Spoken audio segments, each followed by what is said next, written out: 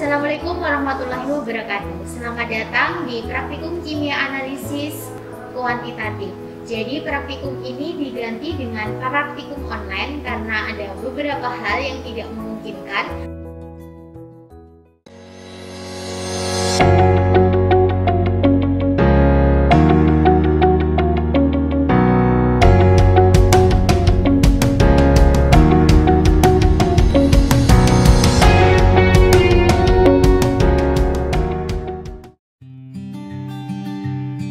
Assalamualaikum warahmatullahi wabarakatuh. Pada video tutorial kali ini kita akan mempraktekkan bagaimana titrasi argentometri. Pada titrasi argentometri ini kita bisa menggunakan dua cara, yaitu pakai cara Mohr maupun cara Fajr. Untuk bahan-bahan yang digunakan, yang pertama larutan baku primer, yaitu larutan NaCl, kemudian larutan baku sekunder, yaitu larutan perak nitrat, kemudian sampel kita nanti pakai infus NaCl, indikator kalium dikromat 5%, dan indikator fluorescein. Untuk peralatan yang digunakan, yang pertama adalah gelas ukur 5 ml, gelas ukur 50 ml, Erlenmeyer, beker gelas, pipet volume 10 ml, pipet filler, dan kemudian tabung buret.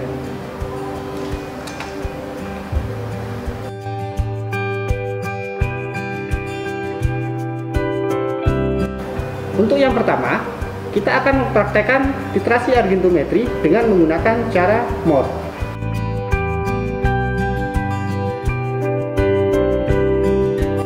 Sebelum melakukan proses titrasi argentometri menggunakan cara Mohr, yang pertama adalah buat larutan koreksi indikator. Siapkan 1 ml kalium dikromat 5%, kemudian tambahkan 50 ml Aquades, campurkan keduanya ke dalam Erlenmeyer.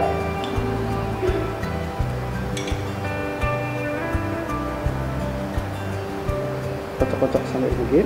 Kemudian teteskan larutan baku sekunder sebanyak setengah tetes. Keluarkan baku sekundernya sampai muncul titik tetesan, tapi tidak boleh sampai menetes ke dalam Erlenmeyer. Amati volume pada buret.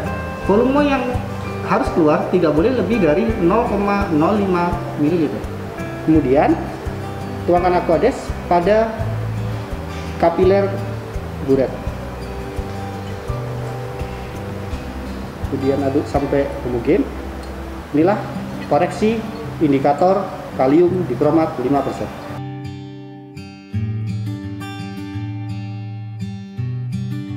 Pipet larutan baku primer, larutan NaCl sebanyak 10 ml.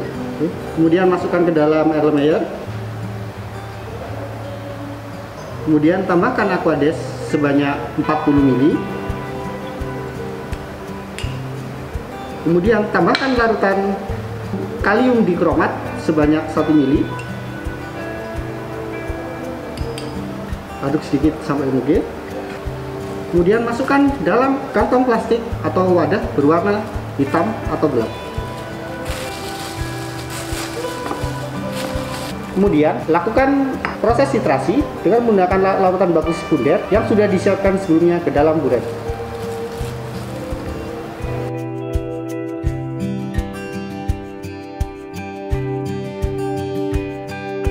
Sambil sesekali dibuka penutup plastik berwarna hitamnya.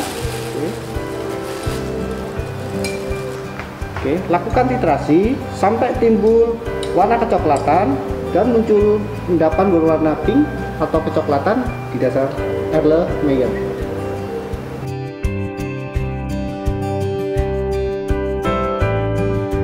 Itulah proses titrasi argentometri menggunakan cara Mohr. Lakukan prosedur Mohr ini minimal sebanyak 2 kali replikasi.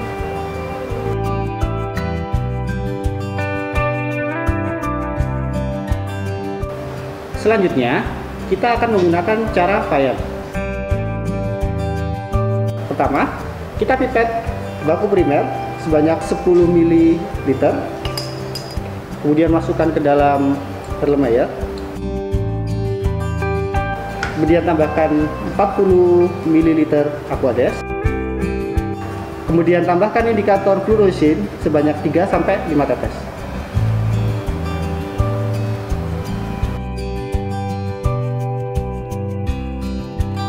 Kemudian tutup kembali dengan menggunakan plastik berwarna hitam. Kemudian lakukan titrasi seperti pada cara MOR dengan menggunakan larutan baku sekunder peranitrat yang telah disiapkan di dalam buret.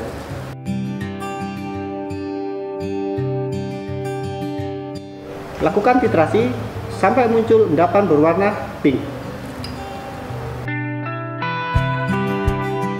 Sambil sesekali dilihat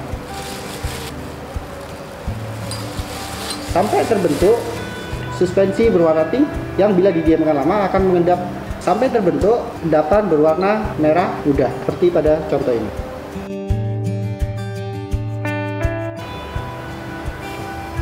Kemudian amati berapa volume titik akhir titrasi yang didapat, catat, dan lakukan prosedur ini minimal 2 kali.